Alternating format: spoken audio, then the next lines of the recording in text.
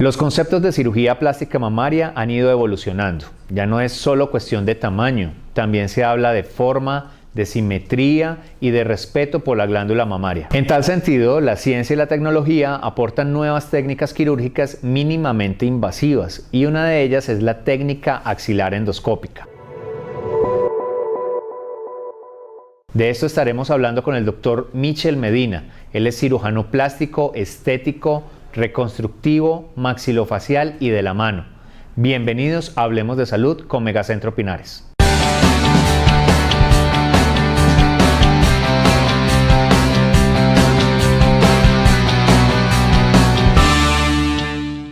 Doctor Michel Medina, bienvenido al programa Hablemos de Salud con Megacentro Pinares. ¿Cómo está? Juan Carlos, muchas gracias por invitarme. Muy bien, ¿y ustedes qué tal? Pues encantado de tenerlo, doctor, además porque tenemos un tema muy interesante y muy novedoso, que es la técnica de cirugía de implante mamario a través de la axila.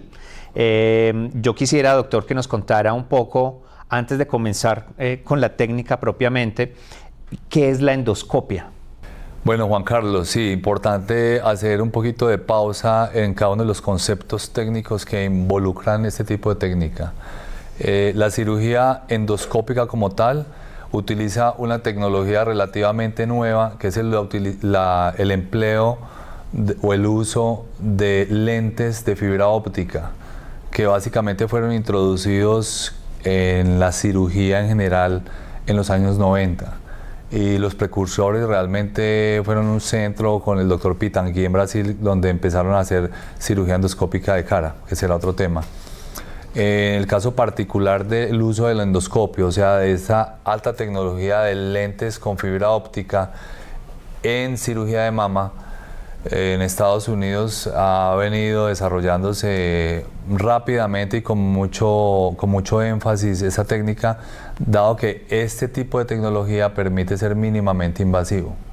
En el caso de la cirugía endoscópica de axila, como lo mencionaste ahora, o conocida como cirugía transaxilar endoscópica, porque se hace a través de un túnel que se diseca o se forma en un espacio virtual que está entre el pectoral, que es el músculo que está debajo de la mama, y la reja costal, las costillas. Pero viniendo de arriba hacia abajo, esa técnica muestra unas características únicas frente a todas las demás, ya que nunca toca la mama. Es una técnica que tiene una gran virtud, que no deja cicatrices en la mama, porque su acceso nunca es en la parte anterior de la areola o la región submamaria, como tradicionalmente conocemos todas las técnicas. ¿Respeta la glándula?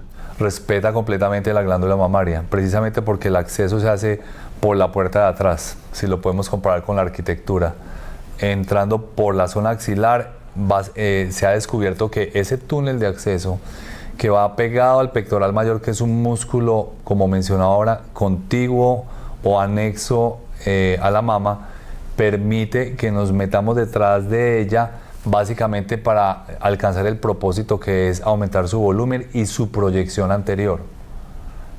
Por ende, después de realizado este túnel endoscópico, que además se hace de una forma muy pulcra, es mínimamente invasivo, rara vez, excepto los casos de hemorragias importantes, habría que buscar otra vía de acceso, como ocurre incluso en cirugías abdominales cuando se pretende hacer accesos endoscópicos.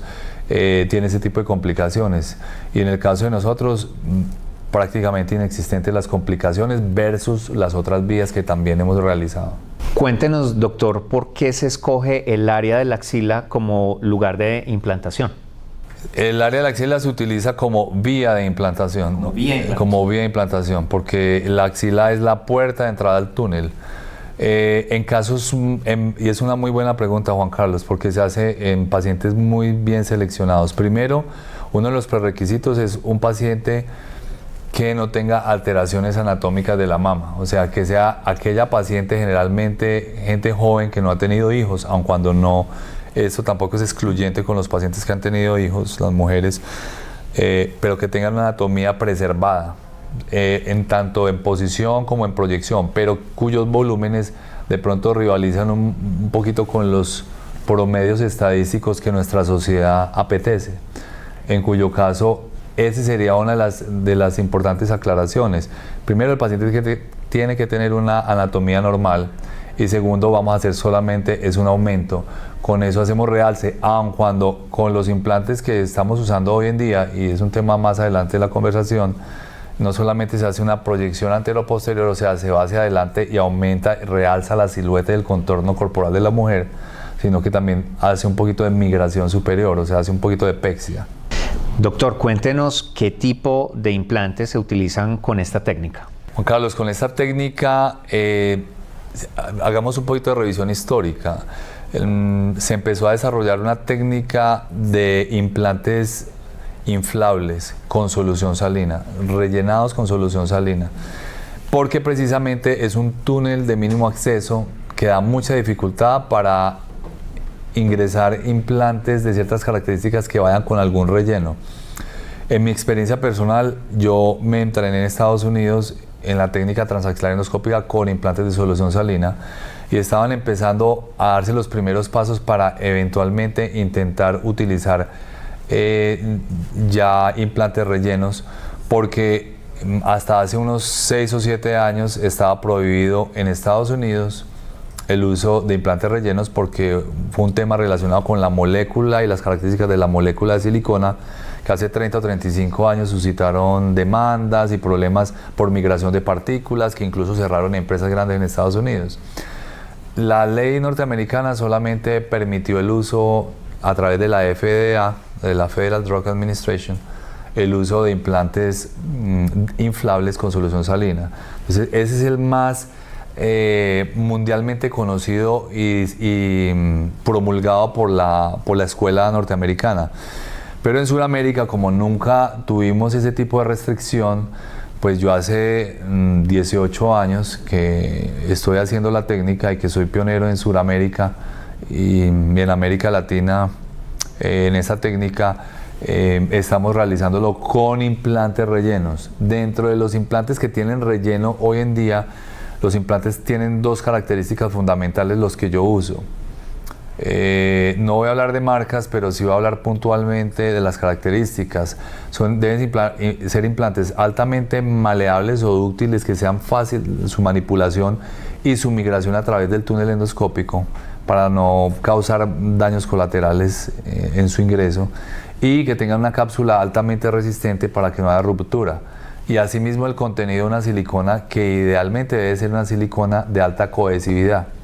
Una silicona de alta cohesividad médicamente autorizada en el mundo es una silicona que se lleva a altas temperaturas en su confección, a 150 grados, y se vulcaniza.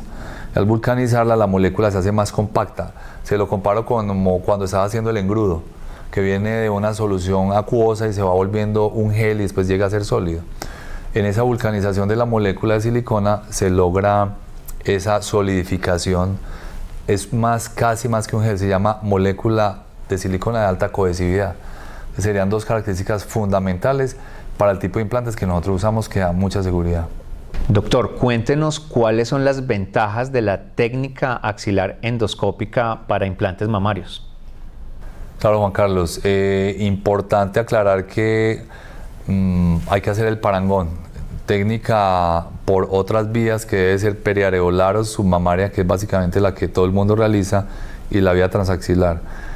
Como mencionamos anteriormente, sería de alta recomendación para no dejar cicatriz. Entonces, en aquellos pacientes jóvenes o madres que no tienen alteraciones anatómicas y que perfectamente se les puede hacer la técnica transaxilar, pues la mayoría no querrán tener cicatrices anteriores. Entonces pienso que es la piedra angular y el fundamento básico de por qué utilizarlas por ahí. La segunda, en mujeres que eventualmente quisieran incluso hacerse una cirugía transareolar o submamaria, que es muy utilizada, pero que su desarrollo de complejo areola-pezón es infantil o está subdesarrollado, está hipoplásico, como se dice en medicina, y que tiene diámetros menores de 4.5, para diámetros de 2.5 a 3.5 de la areola, pues es muy difícil, sin causar daños colaterales o tener que hacer incisiones mayores en la areola,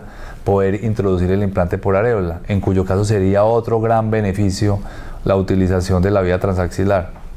Doctor, quisiera saber cuánto es el tiempo que dura esta cirugía a través de esta técnica y cómo es el proceso posoperatorio de la paciente.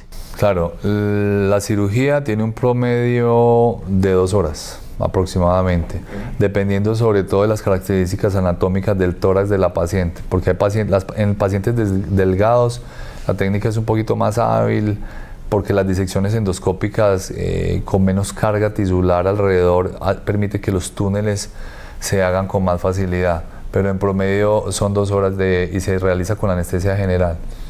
Las características técnicas son muy meticulosas porque el preámbulo es muy complejo, es casi como una obra de arte cinematográfico. Tienes que tener el paciente premarcado, se hace con el paciente sentado, se toman las medidas puntuales para que el túnel sea impecable y se monta toda la parafernalia de los equipos que le mencioné, no solamente el endoscopio, sino la fuente de luz, los monitores, las cámaras y todo lo que se utiliza para poder realizar este tipo de alta tecnología.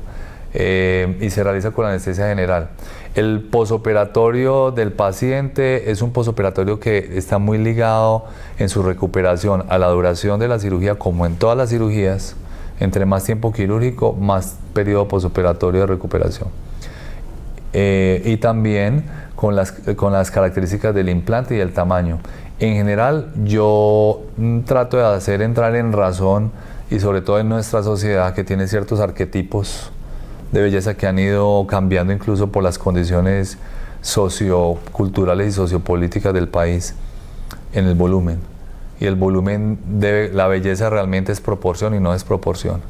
En cuyo caso, pues los implantes de vía transaxilar, y valga la pregunta, Juan Carlos, que me parece bien dirigida, no deben ser implantes muy grandes, pero pero alcanzan a hacer las proyecciones necesarias de volumen y de tamaño para que el paciente quede completamente feliz. En cuyo caso la recuperación puede ir en un periodo más o menos de 2 a 4 semanas. La recuperación completa. Se puede dividir, como en todos los procedimientos quirúrgicos, en una fase aguda, subaguda y una fase ya crónica de recuperación. Y la fase aguda generalmente es una semana. O sea, desde el punto de vista de incapacidad, el paciente que se va a operar debe estar pensando en tener por lo menos de 15 a 20 días de recuperación para que seamos exitosos y para que disminuya completamente el índice de complicaciones. Doctor, 2 preguntas que pueden ser muy reiterativas en su consulta. La primera, la sensibilidad. ¿Qué tanta sensibilidad va a tener una mujer que se hizo el implante? Y en segundo lugar, el tema de la lactancia. Si afecta en algo este procedimiento con la labor de lactancia. Cuéntenos. Bueno, Juan Carlos, importantísimo. El tema de la sensibilidad es tal vez una de las causales que no mencionamos anteriormente para escoger el tipo de acceso para la introducción del implante en la mamoplastia de aumento. Claro, en general, te lo voy a comprobar de una vez. En la cirugía transareolar, cuando cortas la areola, el nervio que da sensibilidad a la areola en hombres y mujeres se llama T4, correspondiente a la rama de la torácica cuarta. Entre las vértebras torácica cuarta y quinta sale el nervio T4 y por T4 se viene el nervio que da la sensibilidad a la glándula mamaria en nuestra especie. Las ramas terminales que llegan como las ramas de un árbol a darle la sensibilidad a la areola son afectadas y son cortadas durante la cirugía transareolar. El 100% de los pacientes que tienen cirugía transareolar tienen que tener algún tipo de molestia, algún tipo de queja o algún tipo de alteración con hiposensibilidad o hipersensibilidad posoperatoria. Porque si bien las ramas terminales que mencionamos ahora de T4 se recuperan y se regeneran, quizás pueden quedar alteraciones de la sensibilidad, cosa que nunca sucede en la cirugía transaxilar, porque la vía de acceso es exactamente va en un paralelismo con la llegada del nervio T4, o sea que el túnel va pasando paralelamente con el nervio, nunca lo atraviesa, que es lo que pasa en la cirugía transareolar. En algunas pequeñas ocasiones podría ser más bien la aparición de una zona de hipoestesia cerca de la zona axilar, porque hay algunas pequeñas ramas que al cortar la piel pueden ser afectadas. Siempre que cortas la piel en cualquier parte del cuerpo estás transgrediendo la anatomía y puedes cortar alguna fibra nerviosa, pero en este caso sí, la diferencia es enorme. Claro, y es una ventaja entonces. Y es una ventaja gigantesca. Por supuesto. Claro, y la segunda parte de la pregunta que me hiciste, relacionada con la lactancia, pues como lo mencionábamos inicialmente, estamos entrando por la puerta de atrás. No nos metemos para nada con la mama. La mama está en otro departamento, en el apartamento de adelante. Lo que hacemos es decirle, señora mama, córrase para adelante.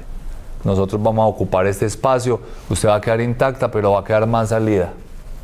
Es aumento de la proyección, sin tocarla. En la lactancia nunca se va a afectar para nada. Cosa que sí puede suceder en la cirugía transareolar, porque no solamente cortas la areola, como se mencionó ahora, sino que tienes que crear un bolsillo submamario o subpectoral para llegar a ese punto profundo, como lo veremos de pronto en las proyecciones que se editen.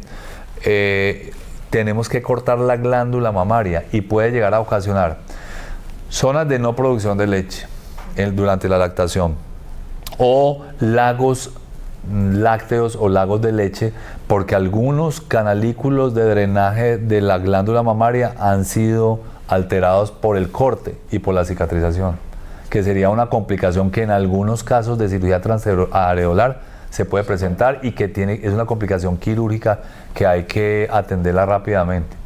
Se forman abscesos de leche en la lactación, cosa que nunca sucede en la vía transaxilar. Doctor, para todas las mujeres que están viendo este programa y están interesadas por este tipo de técnicas de implantes a través de la axila y otro tipo de cirugías estéticas, ¿dónde lo pueden ubicar? Juan Carlos, muchas gracias. Claro, estamos ubicados en Megacentro Pinares, Torre 2, en todo el complejo de Megacentro Torres Médicas, consultorio 1105. El teléfono fijo es 311-6130 y el teléfono celular es 311-743-4829. Doctor, muy agradecido con usted por su visita. Creo que ha sido un tema bien interesante y bueno, esperamos vernos en una próxima oportunidad. Muchas gracias, Juan Carlos. Así será. Gracias. Y recuerden que tenemos una cita todos los jueves con Hablemos de Salud con Megacentro Pinares. Si te gustó este video o cualquiera de la serie Hablemos de Salud, recuerda suscribirte a nuestro canal de YouTube, también seguirnos en nuestras redes sociales, visitar la página web www.megacentropinares.com. Hasta la próxima.